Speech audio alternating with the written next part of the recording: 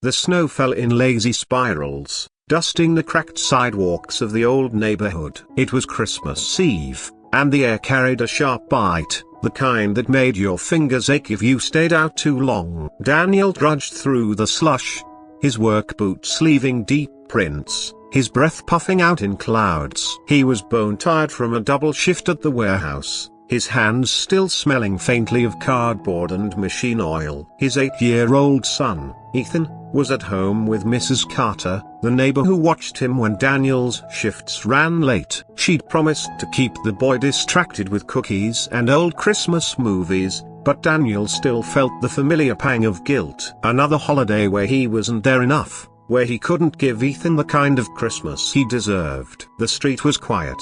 Most folks tucked inside with their families, lights glowing warm behind frosted windows. Daniel's apartment was a few blocks away, a small place cluttered with Ethan's toys and second-hand furniture, but it was home. He adjusted the strap of his backpack, heavy with a few groceries and a small gift for Ethana, a model rocket kit he'd saved for weeks to buy. It wasn't much, but Ethan loved anything to do with space. Daniel smiled faintly, picturing his son's eyes lighting up when he opened it tomorrow. As he turned the corner onto Maple Street, something caught his eye. A small figure crouched near a row of overflowing trash cans, half hidden in the shadow of a flickering streetlight. At first, he thought it was a stray dog, rummaging for scraps. But then he saw the flash of a red mitten, too small to belong to an adult. He slowed, squinting through the snow. It was a little girl, no older than Ethan, maybe 6 or 7. Her coat was thin,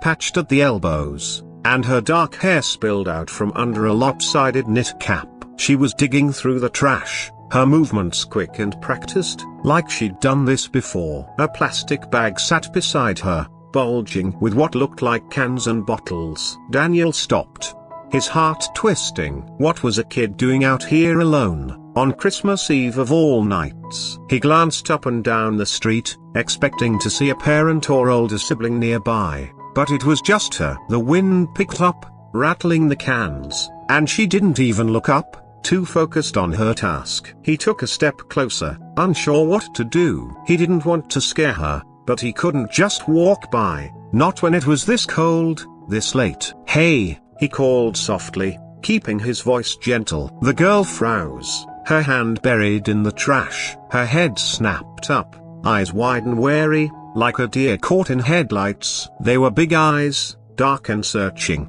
and for a moment, Daniel felt like she was sizing him up, deciding whether to bolt. "You okay?" he asked, taking another careful step. "It's pretty cold out here." She didn't answer, just stared, her mitten clutching a crumpled soda can. Up close, he could see her cheeks were red from the cold, her nose slightly runny. Her coat was unzipped, revealing a faded sweater with a reindeer pattern, too big for her small frame. Daniel crouched down to her level, keeping his distance. "I'm Daniel," he said. "I live around here." "What's your name?" She hesitated, her gaze flicking to the bag at her side, then back to him. "Leela," she said finally, her voice small but clear. She hugged the can to her chest, like it was something precious. "Leela," he repeated, offering a small smile. "That's a nice name." You are broken bar looking for something special in there?" Her eyes narrowed. "Guarded cans," she said. "They're worth money." Daniel nodded, trying to keep his face neutral. He knew some folks collected cans for recycling cash, but a kid her age, alone, it didn't sit right. "You out here by yourself?" he asked, glancing around again. The street was still empty, the snow falling heavier now, sticking to her cap. Leela shrugged, a quick jerk of her shoulders. "I'm fine," she said, but her voice wobbled just a little. She turned back to the trash, pulling out a glass bottle and inspecting it before adding it to her bag. Daniel's mind raced. He couldn't leave her here, not in this weather, not on Christmas Eve. But he didn't want to push too hard and scare her off. "You live close by?" he asked, keeping his tone light. "Maybe I can walk you home." "It's getting late." "I'm fine," she said again, more firmly this time. She stood, slinging the bag over her shoulder. It looked heavy for her small frame, but she carried it with ease, like she was used to the weight. "I gotta go," she muttered, stepping back. "Wait," Daniel said, holding up a hand. "Look, I'm not trying to be nosy, but it's freezing out here. I've got a kid about your age, and I'd hate to think of him out alone like this. How about you come with me for a bit? I live right up the street. You can warm up, maybe have some hot cocoa." "My son, Ethan, he's real friendly." Leela's eyes flickered with something a curiosity, maybe, or temptation, but then she shook her head. "I can't," she said. "I gotta get more cans." She turned to go, her boots crunching in the snow. Daniel stood, his chest tight. He couldn't force her to come with him, but letting her walk off into the night felt wrong. "Leela," he called. She paused, glancing back. "If you change your mind, I'm in the brownstone on the corner, number 12, second floor." "Okay." "Just a broken bar, be careful." She didn't respond, just gave a small nod and hurried off, her bag bouncing against her back. Daniel watched her until she disappeared around a corner, the snow swallowing her small figure. He stood there for a long moment, the cold seeping through his jacket, his mind stuck on those big, wary eyes. He thought of Ethan, safe and warm at home, and the contrast made his stomach churn. He pulled his phone from his pocket, checking the time. Nearly 9. Mrs. Carter would be waiting, probably wondering where he was. He started walking again, but his steps felt heavier, his thoughts tangled with worry for the girl. When he got home, Ethan was sprawled on the couch, a half-eaten cookie in his hand, the TV playing a Charlie Brown Christmas. Mrs. Carter, a kind woman in her 60s with a penchant for knitting, looked up from her chair. "Long day?" she asked, her eyes crinkling with concern. "Yeah," Daniel said, setting his backpack down. "Thanks for staying late, Mrs. C." "Anytime, dear." "Ethan's been an angel." She gathered her things, patting Ethan's head as she passed. "Merry Christmas." "You too." "Merry Christmas," Daniel said, his voice distracted. After she left, he sat beside Ethan, who was now engrossed in Snoopy's antics. "Hey, bud," he said, ruffling his son's hair. "Have fun tonight?" Ethan nodded, his mouth full of cookie. "Can we open presents now?"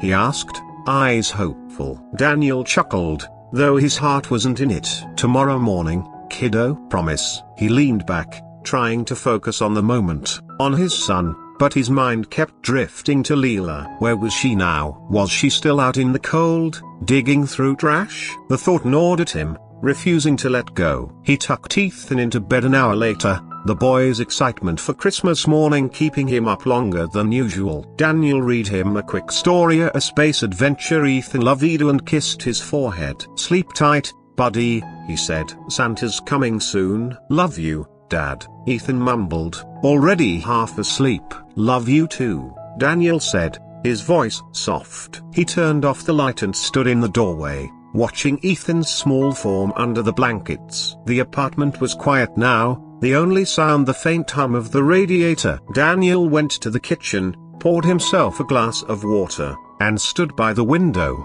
looking out at the snow-covered street. The streetlight flickered, casting shadows on the trash cans below. He couldn't shake the image of Leela, her small hands sorting through garbage, her stubborn insistence that she was fine. He thought about calling Sumionia police, child services, but what would he say? He didn't know her last name, where she lived, or if she was even in trouble. Maybe she had a family waiting for her, a home just out of sight. But the way she'd looked at him, the way she'd carried that bag like it was her lifeline, told a different story. Daniel rubbed his face, exhaustion and worry battling inside him. He wasn't a hero, just a single dad trying to keep his own kid fed and happy. But he couldn't ignore this, not when he knew what it was like to feel alone, to scrape by. He'd been there once, before Ethan, before he'd pieced his life back together. The next morning, Christmas Day, Daniel woke early to set up the small tree they decorated together. He placed the rocket kit under it,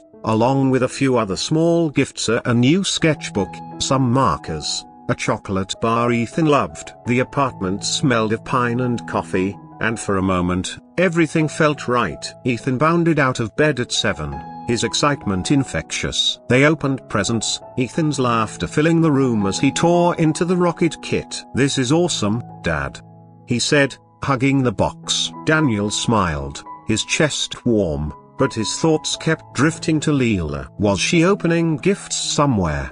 Did she have anyone to celebrate with? After breakfast, Daniel made a decision. He couldn't just wander. He told Ethan he needed to run a quick errand and bundled him up to come along. "Where we going?" Ethan asked, tugging on his mittens. "Just checking on something," Daniel said, zipping Ethan's coat. They stepped outside, the air crisp and bright, the snow sparkling under a weak sun. Daniel headed toward Maple Street, his eyes scanning the trash cans, the alleys, anywhere Leela might be. He didn't know what he'd do if he found her, but he had to try. Ethan skipped beside him, chattering about rockets, oblivious to his father's distraction. They reached the spot where he'd seen her last night, but the street was empty, the trash cans now buried under fresh snow. Daniel's heart sank. He'd half hoped she'd be there, half dreaded it. He stood for a moment, unsure what to do next, when Ethan tugged his sleeve. "Dad,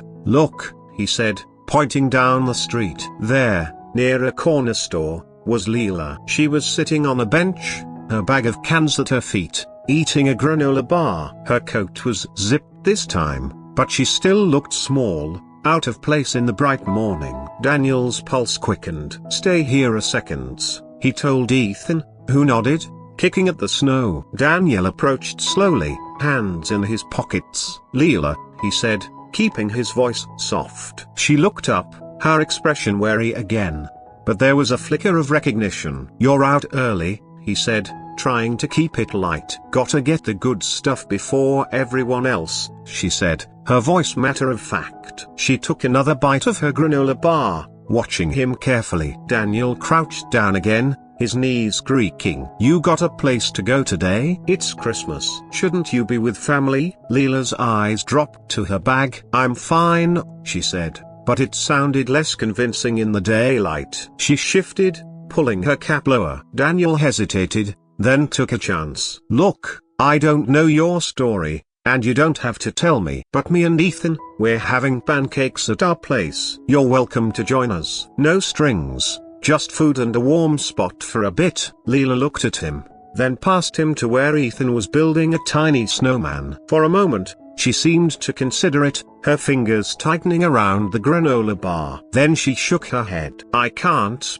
she said. "I gotta get these cans to the recycling place. They're closed tomorrow." Daniel nodded, hiding his disappointment. "Okay," he said. "But the offer stands. Number 12, second floor. Pancakes are pretty good, if I do say so myself." She gave a small smile, the first he'd seen from her, and it was like a crack in her tough exterior. "Maybe," she said, then stood, grabbing her bag. "See ya." As she walked away, Daniel felt a mix of relief and frustration. She was okay, at least for now, but he still didn't know enough. He rejoined Ethan, who was now tossing snowballs at a lamppost. "Who's that girl?" Ethan asked. "Just someone I met," Daniel said, watching Leela's small figure disappear around the corner. "Come on, let's get home." The rest of the day was filled with Ethan's laughter, games, and a makeshift Christmas dinner of macaroni and cheese with hot dogs, are Ethan's favorite. But Daniel's mind kept drifting. He couldn't stop thinking about Leela, about what her life must be like, about why a kid her age was out collecting cans instead of opening presents. He resolved to keep an eye out for her,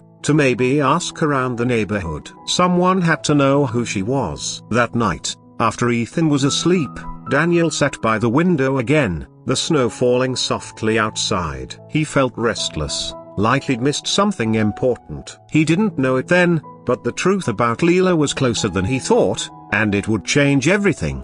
The next morning, Daniel woke to a knock at the door. It was early, barely past 7, and Ethan was still snoring softly in his room. Daniel rubbed sleep from his eyes, pulling on a sweatshirt as he shuffled to the door. He opened it to find Mrs. Carter, her face tight with worry, holding a newspaper. "Daniel, you need to see this," she said, thrusting the paper into his hands. He frowned, unfolding it. The headline was small, tucked on the second page, but it hit him like a punch. Local girl missing since Christmas Eve. Below it was a grainy photo of a familiar face here, Leela. The article was brief, stating that Leela Marie Thompson, age 7, had been reported missing by her foster parents after she didn't return home 2 nights ago. She was last seen near Maple Street, wearing a red knit cap and a patched coat. The police were asking for tips, describing her as resourceful but vulnerable. Daniel's heart plummeted. He read the article twice, his hands shaking. Leela wasn't just a kid collecting cans for extra cash. She was missing, alone, and no one had known where she was. He thought of her wary eyes, her insistence that she was fine. Had she run away? Was she hiding from something? The questions swirled, each one heavier than the last. "Mrs. Carter," he said, his voice hoarse, "I saw her last night, and the night before, on Maple Street." Her eyes widened. "You're sure?" He nodded, already grabbing his coat. "I'm calling the police. Can you watch Ethan?" "Of course," she said, stepping inside. "Go." Daniel dialed the number listed in the article, his pulse racing as he explained what he'd seen. The officer on the line was calm but urgent, asking for every detail of her clothes, her bag, what she'd said. "We'll send someone to check the area," the officer said. "Can you meet us there?" Daniel was already halfway out the door. He drove to Maple Street, the snow now a muddy slush under his tires. The officer, a woman named Detective Ruiz, met him near the corner store. She was brisk, her notepad ready, and listened as Daniel recounted everything: Leela digging through trash, her bag of cans, the granola bar, her refusal to come with him. "She seemed a broken bar, scared, maybe," he said. "But she wouldn't tell me anything." Ruiz nodded, jotting notes. "We've had reports of her in this area before. She's been in foster care since her mom passed a year ago. Dad's not in the picture. She's a runner who slips out when things get tough. The foster parents said she's been struggling, acting out." Daniel's chest tightened. He thought of Ethan, how he'd cling to Daniel after a nightmare, how he'd ask about his mom sometimes, not understanding why she'd left. He couldn't imagine his son out here alone, with nowhere to go. "She didn't seem like a kid who'd ask for help," he said. "They don't, sometimes," Ruiz said, her voice softening. "We'll do a sweep, check the shelters, the recycling centers. If she's collecting cans, she's likely hitting the same spots." Daniel spent the morning driving around with Ruiz, pointing out where he'd seen Leela, checking alleys and benches. The neighborhood felt different now, its quiet streets hiding something darker. He kept picturing her small figure, the weight of that bag on her shoulder. Why hadn't he pushed harder, insisted she come with him? Guilt gnawed at him, sharp and relentless.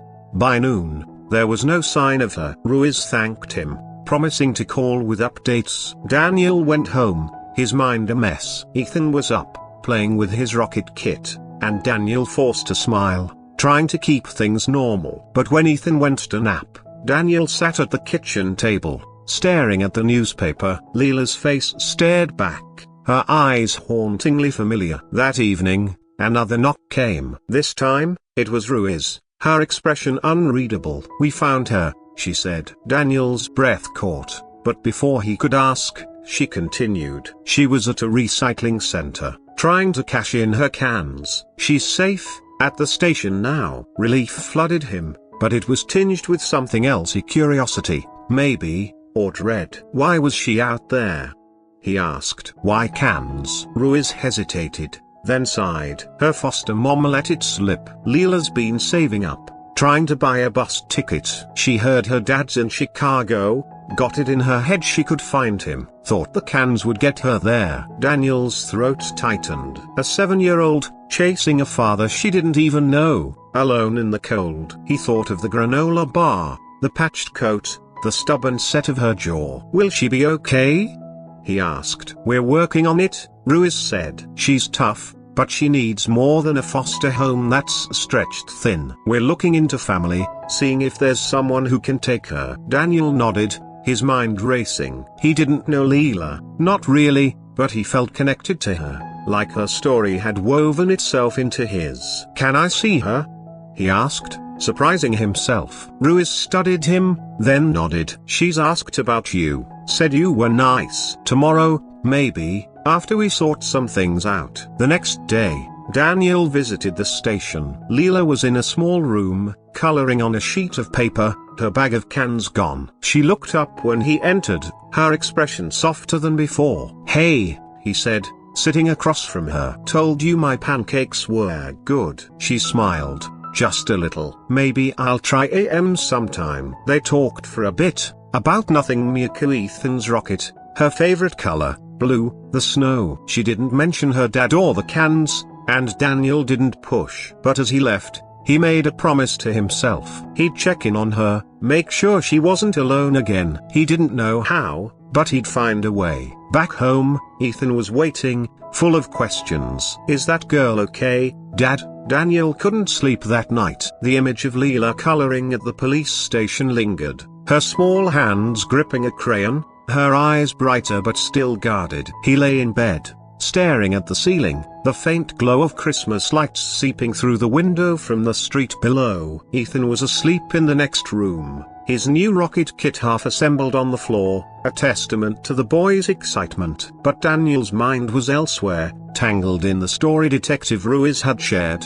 Leela, a 7-year-old runaway, collecting cans to buy a bus ticket to Chicago, chasing a father she barely knew. The weight of it pressed on his chest, a mix of relief that she was safe and a gnawing sense that her story wasn't over. He got up, pacing the small apartment, the floorboards creaking under his socks.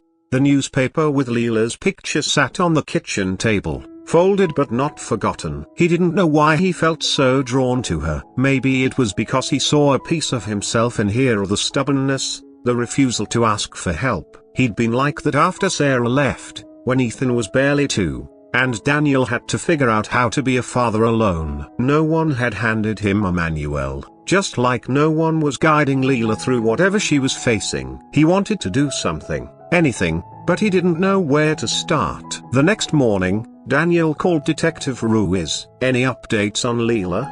he asked, stirring his coffee, the phone tucked against his shoulder. "She's with her foster parents for now," Ruiz said, her voice clipped but kind. "They're overwhelmed, got 3 other kids. Leela's not making it easier. She's quiet, keeps to herself. Social services is looking for a better fit, maybe a relative, but it's slow going." Daniel hesitated, his fingers tightening around the mug. "Can I visit her again?" "I don't know, maybe bring Ethan." She seemed a broken bar. "I don't know, like she could use a friend." There was a pause, then Ruiz's tone softened. "That's not a bad idea. Kids like Leela, they don't trust easy. But she mentioned you, said you didn't push her to talk." "Let me check with her caseworker. I'll call you back." Daniel spent the day distracted, helping Ethan with his rocket kit while sneaking glances at his phone. Ethan, oblivious to his father's preoccupation, chattered about astronauts and Mars missions, his small hands fumbling with plastic pieces. "Dad, can we launch this in the park?" he asked, holding up the half-built rocket. "Sure, buddy," Daniel said, forcing a smile. "Soon as it's done." But his thoughts were on Leela, on what kind of life she'd been living, scavenging in the cold while he and Ethan decorated their little tree. Ruiz called back that afternoon. "Caseworker says it's fine for you to visit, but keep it low-key. Leela's at the foster home today. I'll text you the address. Bring your kids, but don't expect her to open up right away." Daniel bundled Ethan into his coat, explaining they were going to see that girl from the other day. Ethan, always eager for an adventure, peppered him with questions. "Is she nice? Does she like rockets? Why was she in the trash?" Daniel answered as best he could, keeping it vague, not wanting to burden his son with the truth. They drove across town to a modest house in a crowded neighborhood, the kind where yards were small and fences sagged. The foster home was a 2-story with peeling paint, toys scattered on the porch. A tired-looking woman in her 40s answered the door, introducing herself as Karen, the foster mom. "Leela's in the backyard," Karen said, her voice heavy with exhaustion. "She's been quiet since she got back. Doesn't say much about where she was." Daniel nodded, glancing at Ethan, who was clutching a small toy spaceship he'd insisted on bringing. "Mind if we go say hi?" he asked. Karen waved them through. "Go ahead. Just don't be surprised if she's not chatty." The backyard was small, bordered by a chain-link fence. Leela sat on a plastic chair near a bare tree, bundled in her patched coat, her red knit cap pulled low. She was poking at the dirt with a stick, her bag of cans nowhere in sight. When she saw Daniel and Ethan, her posture stiffened, but her eyes softened just a fraction. "Hey, Leela," Daniel said, keeping his distance. "Brought someone to meet you." "This is Ethan." Ethan, never shy, stepped forward, holding out his spaceship. "Hi. Wanna see my rocket? It's not done yet, but it's gonna fly super high." Leela looked at the toy, then at Ethan, her expression unreadable. For a moment, Daniel thought she'd brush them off, but then she nodded. "Okay," she said, her voice barely above a whisper. Ethan plopped down beside her, launching into a detailed explanation of the rocket's parts, undeterred by her silence. Daniel watched, his chest loosening a little. He sat on the grass nearby, giving them space. Leela didn't say much, but she listened, her stick now tracing patterns in the dirt. After a while, Ethan handed her the spaceship, and she turned it over in her hands, her fingers careful, like she was afraid of breaking it. "You like space stuff?" Ethan asked. Leela shrugged. "It's okay. Stars are cool, I guess." "Stars are the best," Ethan said, grinning. "Dad says we can get a telescope someday." Daniel caught Leela's glance, a quick flicker of curiosity. He smiled but didn't push, letting Ethan carry the conversation. They stayed for an hour, Ethan talking enough for all three of them. When it was time to go, Leela handed the spaceship back, her fingers lingering on it. "Thanks," she said, so soft Daniel almost missed it. "Anytime," he said. "We're not far. You need us, you know where to find us." As they drove home, Ethan was quiet, his usual chatter subdued. "Dad," he said finally, "is Leela gonna be okay?" She looked sad. Daniel's hands tightened on the steering wheel. "I hope so, buddy. We'll keep checking on her, okay?" Over the next few days, Daniel couldn't shake the need to do more. He called Ruiz again, asking about Leela's situation. The detective was candid. Leela's foster parents were struggling, and no relatives had been located yet. Her father, the one she'd been trying to find, was a dead end, a name on a birth certificate, no known address. Daniel felt a surge of frustration, mixed with something deeper, something protective. He started visiting Leela every few days, sometimes with Ethan, sometimes alone. He'd bring small things: a coloring book, a pack of hot cocoa mix, a scarf he'd found on sale. Leela never said much, but she'd take the gifts, her eyes lingering on them like she wasn't used to kindness. One afternoon, while Ethan played with another foster kid in the living room, Daniel sat with Leela in the kitchen. She was sipping cocoa, her hands wrapped around the mug. "You don't have to keep coming," she said suddenly, not looking at him. "I'm fine." "I know you are," Daniel said, leaning back in his chair. "But I like hanging out." "Ethan does too. He says you're good at drawing stars." Leela's lips twitched, almost a smile. "He talks a lot." "Yeah, he does," Daniel said, chuckling. "Gets it from his mom, I think." "Where's she at?" Leela asked, her tone casual but her eyes sharp. Daniel hesitated. He didn't talk about Sarah much, not even with Ethan. "Shay's a broken bar, not around. Left when Ethan was little. It's just me and him now." Leela nodded, like she understood more than she let on. "Must be hard," she said, staring into her mug. "It is sometimes," Daniel admitted. "But Ethan's worth it." "You got anyone like that? Someone worth sticking around for?" She didn't answer right away, just traced the rim of her mug with her finger. "My mom was," she said finally. "She died. Car accident. After that, it's just been a broken bar. Places like this." Daniel's throat tightened. He wanted to say something profound, something to make it better, but all he could manage was, "I'm sorry, Leela." "That's rough." She shrugged, but her shoulders were tense. "I thought if I found my dad, maybe it'd be different. But I don't even know what he looks like." Daniel leaned forward, choosing his words carefully. "You know, Sometimes family isn't just who you're born to. Sometimes it's the people who show up, who stick around. Like Ethan, bugging you about rockets. That got a small laugh, a sound so rare it caught him off guard. "He's okay," she said. For a kid. They sat in silence after that, but it wasn't uncomfortable. Daniel felt like he was seeing her for the first time here, not the tough girl in the trash cans, but a kid carrying too much, trying to find her place. He didn't know how to help, not really, but he knew he couldn't walk away. Weeks passed, and Daniel kept visiting, becoming a fixture at the foster home. Karen started calling him Leela's friend,